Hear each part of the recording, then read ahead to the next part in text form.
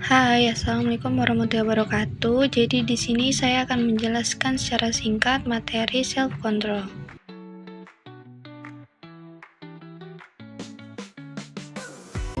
Sebelum ke materi, pasti kalian bertanya-tanya, apa itu self control? Jadi, self control itu didefinisikan sebagai kemampuan individu untuk mengelola pikiran, emosi, dan perilaku mereka, terutama dalam situasi yang menantang atau saat menghadapi godaan yang bertentangan dengan tujuan jangka panjang. Ini dijelaskan oleh Insight and Friends 2021. Adapun faktor-faktor yang mempengaruhi, yang pertama ada faktor neurobiologis, yaitu peran krusial dalam self-control.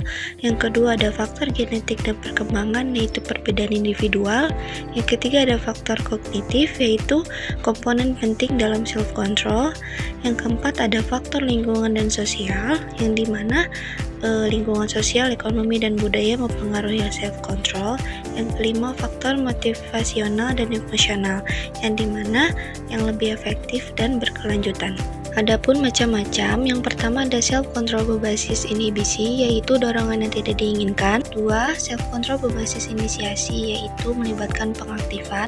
Yang ketiga ada self-control preventif, yaitu strategi proaktif. Yang keempat, self-control berbasis kebiasaan atau pembentukan kebiasaan. Terakhir, self-control situasional atau yang adaptif terhadap konteks dan situasi spesifik.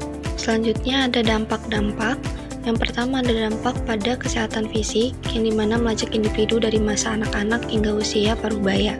Yang kedua, dampak pada kesehatan mental, mengidentifikasi hubungan kuat antara self-control dan ketahanan mental. Yang ketiga, dampak pada prestasi akademik dan karir, ini meningkatkan prestasi akademik dan mengurangi prokrastinasi. Yang keempat, dampak pada hubungan sosial, berkorelasi positif dengan kualitas hubungan romantis. Yang terakhir, dampak pada keuangan dan kesejahteraan ekonomi, yang dimana menunjukkan perilaku keuangan yang lebih sehat, termasuk tingkat tabungan yang lebih tinggi, lebih sedikit utang, dan investasi yang lebih bijaksana. Selanjutnya, ada solusi. Yang pertama, intervensi kognitif, di mana membantu individu mengubah respon emosional mereka terhadap godaan. Yang kedua ada intervensi berbasis mindfulness, yang dimana peningkatan signifikan dalam kapasitas self-control. Ketiga ada modifikasi lingkungan, yang dimana meningkatkan akses ke perilaku yang diinginkan.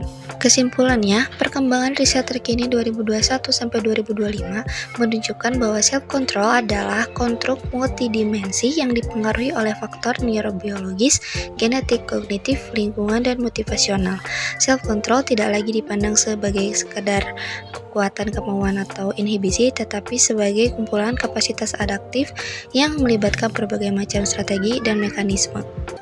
Sekian pemaparan dari saya tentang self-control. Semoga bermanfaat. Terima kasih yang sudah menonton. Wassalamualaikum warahmatullahi wabarakatuh.